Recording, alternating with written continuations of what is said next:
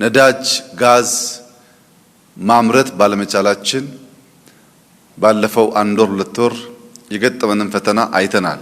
ኢትዮጵያ ብዙ የጋዝ የነዳጅ ሀብት እንዳላቸው ሀገራት ከፍተኛ ፖቴንሻል ያላት ቢሆንም እስከዛሬ ማምረት ባለመቻሏ የገጠማት ፈተና በኢንዱስትሪያሎች በሁላችሁም ዘርፍ የገጠመ ችግር ስለሆነ ይታወቃል። ነገር ግን ጋዝ ያላት ሀገር ያንን ሳታመርት በመቆየቷ ትራንስፖርት ኢንዱስትሪው በከፍተኛ ደረጃ ሊታወክ ችሏል። ስለዚህም በሁሉም መስክ ማምረት ሉዓላዊነት ማረጋገጥ መሆኑን ማመን ብቻ አይደለም፣ ማቀድ ብቻ አይደለም፣ መስራት ከዚያም መስፋት በሁሉም መስክ የሚጠበቅ ጉዳይ ይሆናል።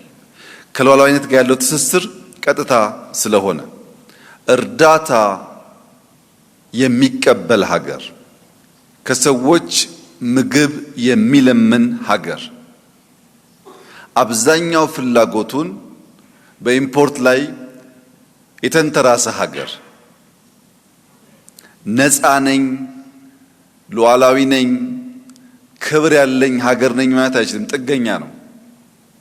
ለማኝ ጥገኛ ነው። እኛ ለማኝ ኢትዮጵያውያን ሰምታችሁኛል። እኛ ለማኝ ኢትዮጵያውያን ልመና በቃን እስካላልን ድረስ ጥገኞች ነን። ከጥገኝነት ያልተላቀቀ ማህበረሰብ ግለሰብ ደግሞ በነፃነት ማሰብ፣ በነፃነት ስለ ሀገሩ ስለ ልጆቹ ጥቅም መወሰን ይቸገራል።